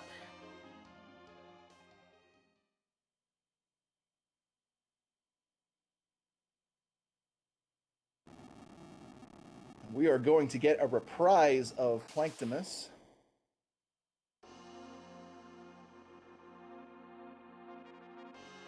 Does the non-anchor Cecil have any stat agility boosting gear? Because I don't think he's RE1 if he's 53. I don't know. I didn't quite catch what he specifically kitted that Paladin out with. Well, I mean, it's probably not gonna matter. If he has basically any stat agility boosting gear, he's RE1. But even if he isn't Edges, and he's probably fine. There goes the crystal. And looks like he doesn't have Bacchuses. He's going to be manually casting Berserk here. Or maybe he does have Bacchuses and just doesn't want to waste this turn here. I mean, either way, it doesn't really matter as long as you get your Zerkers up in time here. And yep, looks like he's got plenty of Bacchus here. Yeah, never. He did actually check that shop here, so. Never mind. I think he berserked the anchor Cecil to. Well, he did put a defense sword on him. So you know what? I don't mind this play in the slightest. It'll be interesting to see whether he decides to veil here. Yeah, I'm okay with not veiling here. I might have tried to do. I may or may not have tried to do Star Veils here, but he hadn't already thrown the Sofa out. So yeah, it definitely makes sense to do that. Yeah, zerking your character, even if you're, they're very low level. Well, there goes the nuke, so that does that in. Though if the nuke is going to hit somebody, that's who you want it to be hitting in this situation. Yeah, that is ideal. But Worst case not scenario. necessarily even the damage that he's putting out. Just the fact that he has ATB actions being queued up behind the scenes with that Berserk ability is delaying Zeromus even more. So yeah, having everyone berserked, even if they're not contributing, can be really helpful in the Zeromus fight. Yep, and depending on how much damage he's got, I'm not 100% sure, so we'll see how much damage he's doing to see what he can do. But that Cecil is just... Whew. Like, what's Like, it was a Dragoon no Armor, thing, but he Crystal shook it off Sword, like it was nothing. Dragoon Armor, Crystal Sword, Dragoon Shield, a good ring, and something else. He is... Yeah. stacked. Cecil is just like, that's a really cute nuke, kid. Let me show you what I can do just by swinging my sword. I mean, you say that, but also 9.7k damage. Yeah. It's like, his party is just stacked here. This is the power of the D machine right here. Absolutely.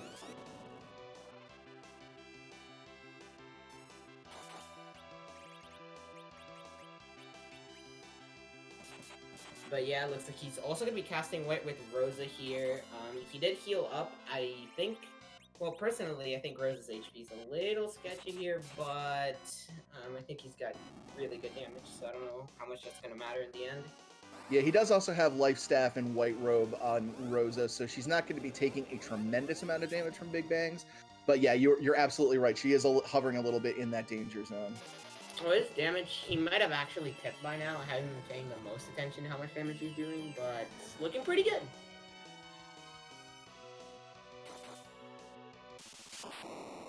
Yeah, it's very, very textbook hybrid strats here. Just the showing off the sheer amount of damage. Oh wow, that's a flash. He didn't even see a second Big Bang. GG's the Konkers here. Gracious. That was almost as fast as Reflex strats. That was insane. What a fight by Konkers. Yep, and I believe we are joined by Konkers here. Hello, Konkers. Hello. How are you feeling? Yeah, about that GG. We scene? were just marveling over the speed of that Z fight. Wow, that's the damage you were putting out was pretty insane there. Yeah, it was a nice cherry on top. Yeah. So, just talk me through like that scene basically and how you felt throughout it. Well, it was one of those where you're feeling pretty good, and I did a tower, which turned out to be useless. But I was feeling pretty good, and then I saw your opponent typing in the race channel. I was like, dang! Like right after I got go mode. So, but that was kind of nice. It takes the pressure off a little bit. Why a D machine in particular? Was it because you didn't find the sirens? Because I believe they were famous. So just out of curiosity. Yes, I did not. I completely faded Fade Marsh. Otherwise, I probably would have done a King Dragon grind, King Ryu grind. Yeah, that's what Boren did. So yeah, that explains why you would have done that D machine right there. I personally would have done it if I'd seen the sirens, but without them, then you don't have much of a choice, do you? No, and it was I'd gotten go mode. I figured I'd check a few shops. As soon as I saw those Bacchus, I knew that Zeromus was going to be pretty easy with Cecil and Edge.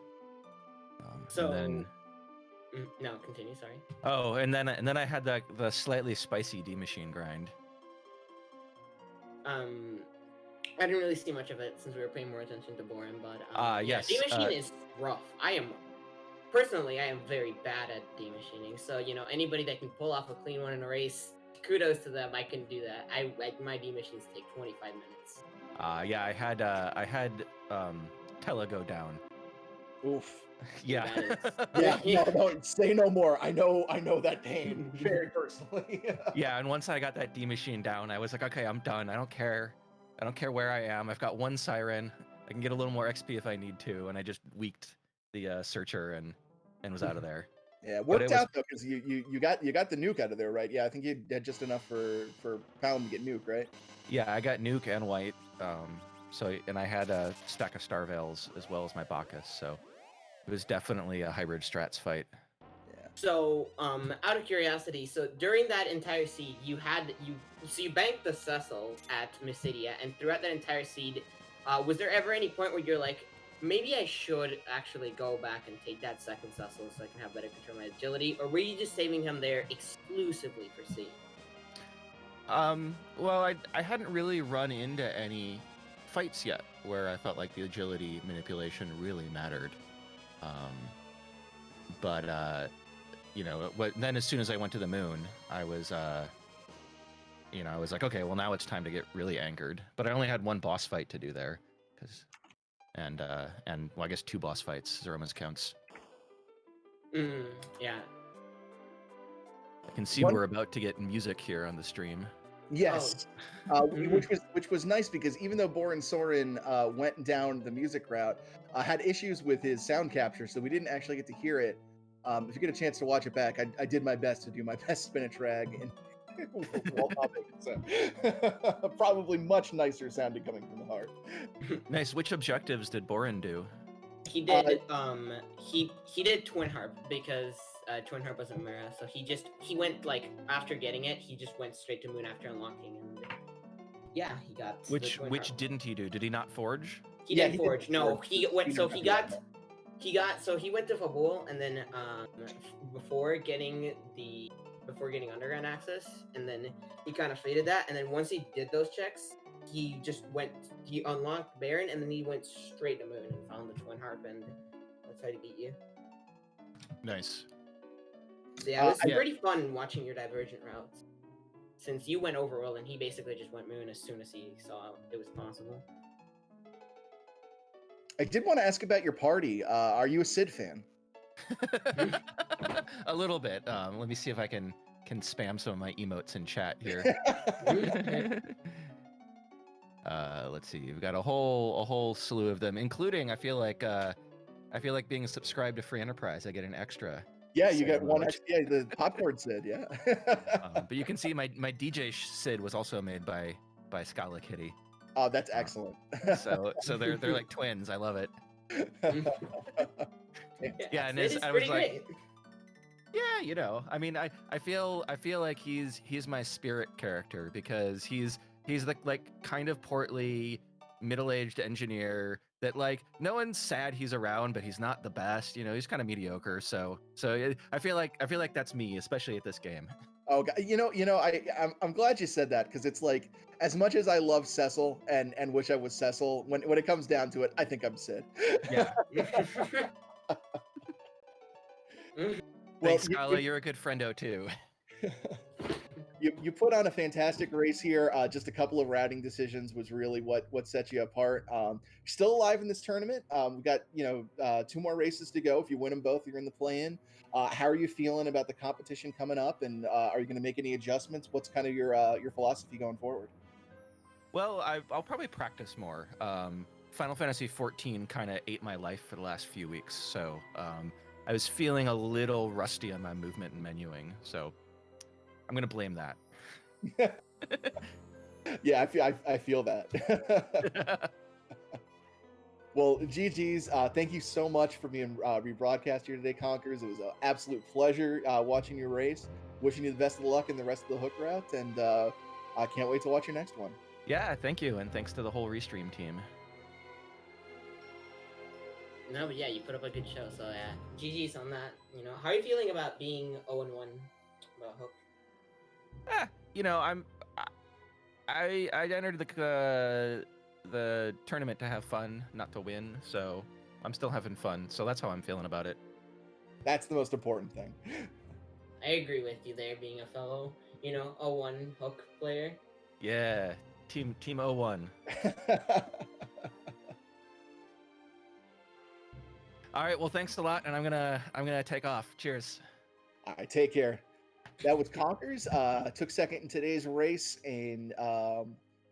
but definitely going to be keeping on one of the runners you're definitely going to want to watch going forward in the next few weeks of the hook route. But I think that is going to do it for us. But we have plenty of Free Enterprise ready. I believe they are ready to raid over on RPG Limit Break. Let me take a look who is racing there right now.